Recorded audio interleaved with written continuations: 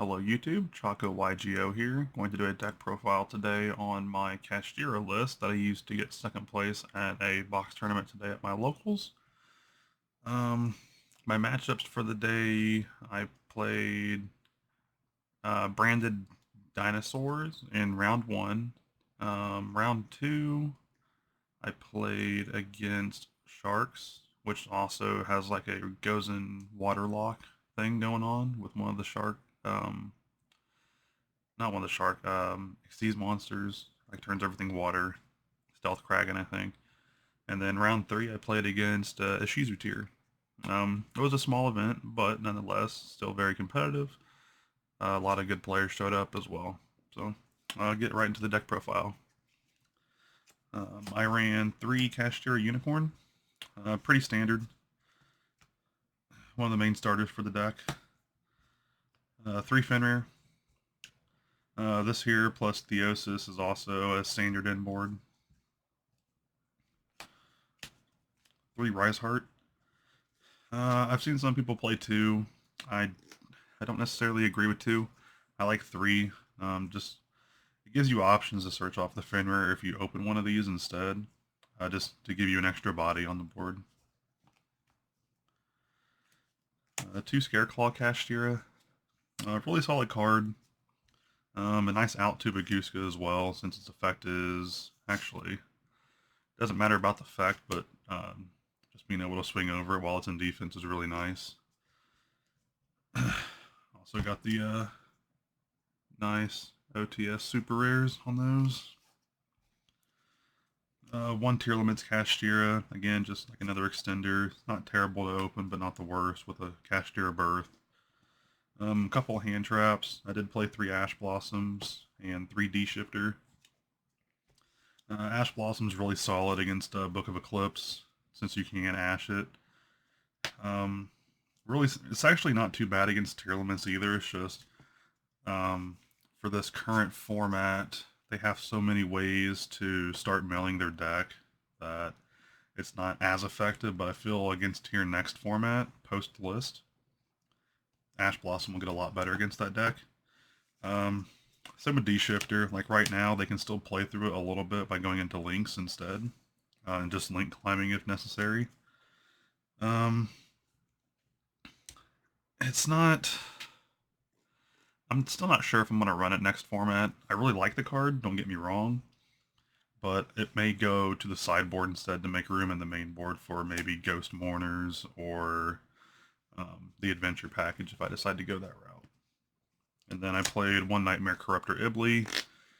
This list isn't exactly the same. This is something I added in after the tournament, but I feel post list I will be going to multiples of these, since I feel Bestials would be more relegated to the sideboard and then just side these out and give my opponent some potentially dead cards in their hand.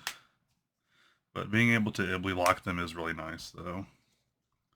That's it for the monsters. I think it's on 19 monsters, I believe. For the spells, we have 3 Prosperity.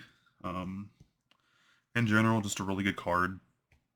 Uh, really helps the consistency of the deck a lot. The deck doesn't brick too often, but when it does, it's pretty bad. So this here just helps fight through that a little bit. 3 planets and a terraforming, pretty standard for any deck that's running a package like this. With one of the planet spells, you're always going to be on the terraforming. 3 Theosis. It's the E-Telly for the deck. The card's absolutely insane. um, Even just opening, like I said, the Fenrir and Theosis combo is really solid. If you can't open on the Unicorn. 3 Kashtira Birth. I went with 3. I tested with 2. After talking with some buddies of mine, I ultimately went to 3, just in case my Theosis gets ashed and I open multiple names. This here still allows me to play, which is really nice. 2 Triple Tactics Talents. Really broken card, honestly. If you get Ash on any of your plays, it gives you an opportunity to just Pot of Greed for 2. If you're going second, you can Change of Heart, one of their cards.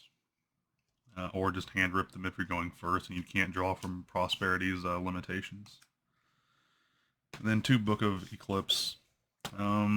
Really solid. It helps out the Italy lock for yourself if that happens to you, or like Ra's Disciple, anything like that, or just maybe flipping some problem monsters face down so you can continue to play. It came up a couple times today. I didn't play any. I was the only person there playing Kashtira, so didn't come up for any mirror matches. 1 Kashtira Big Bang, pretty obvious why we're playing this, and then 3 more hand traps with infinite impermanence. We'll go into the extra deck now. For the extra deck, I ran 2 Shangri-Ira and 2 Arise Heart. I've seen some people play multiples of 3 with these. I don't like that too much. I think 2 is fine. The only one I could see you playing 3 of is maybe Arise Heart, to be honest. Just because if you change of heart or talents and steal a monster in a mirror match, you can overlay with their monster instead, which is nice. I feel like 2 of each of those pretty optimal. It ran fine for most of the day. 2 number 89. This card's absolutely insane. Being able to extra deck rip your opponent and continue to banish part of their deck face down is really nice. I was only playing 1 of these before yesterday. I went up to 2 because I feel like the card is too high impact to only have 1 of. So, it's a really solid card. 1 Red Eyes Flare Metal Dragon, 1 number 11 Big Eye, 1 Draco Sack. These here are kind of situational cards. Big Eye's really nice for getting rid of some problem cards.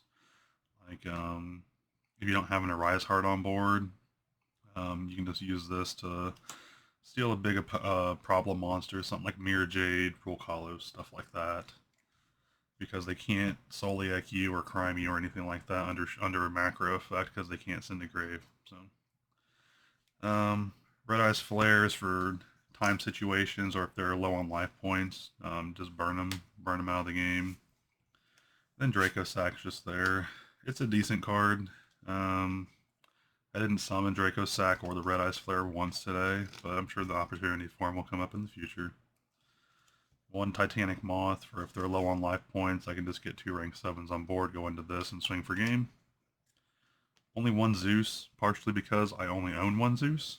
I would probably play 2 if I was at a regional or something. Really solid card. It's going to be a very popular choice for people to rip this out if you're in a mirror match, so that's why a lot of people are opting for 2 of these. Now we got some Link monsters. Got an Asa the Earth Charmer, Infinite Track Goliath, banish this off of Prosperity, then reattach it to the Arise Heart via his own effect. And then 2 Ibly Links. Just in case I get Iblied myself, I have the Linger Ebo, or if I'm going to Ibly someone else, I get the Mirage. Now for the sideboard. I ran 2 Lava Golem.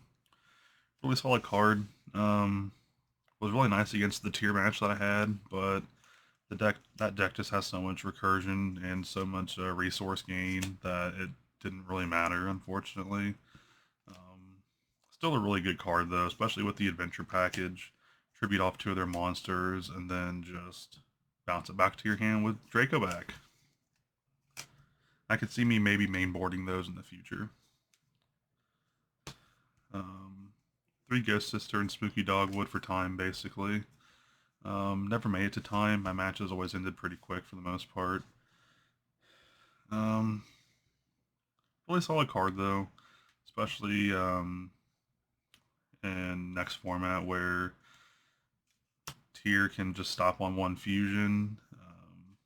You'll have stuff like maybe a big branded chain link goes up and you just chain this and they will regret that they decided to activate everything in one go.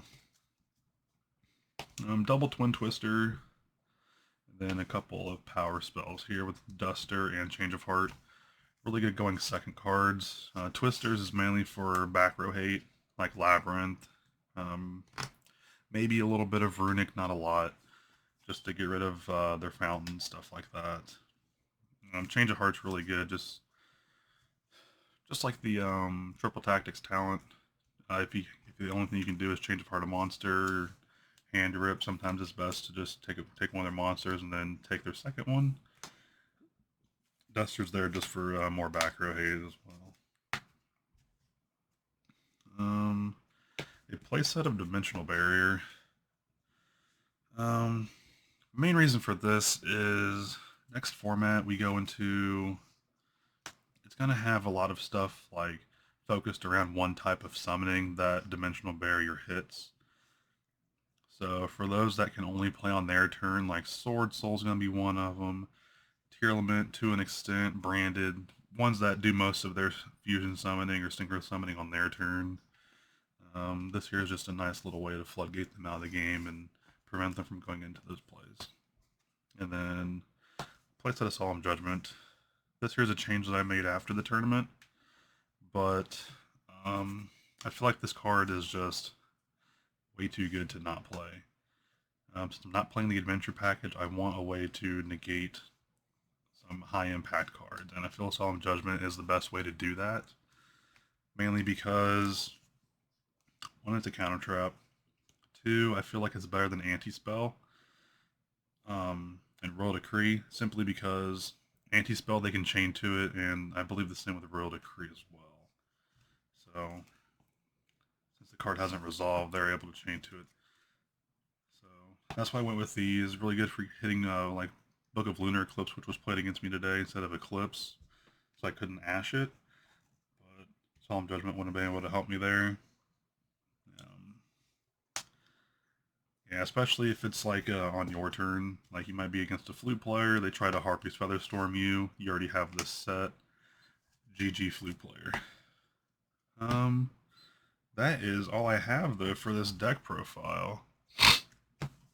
Overall, it's a really solid deck. I'm pretty happy with it. I'll be continuing to play this into the next format for sure. Its plays are pretty linear. There's not really a lot of non-linear stuff you do with the deck, just because of how telegraphed everything is.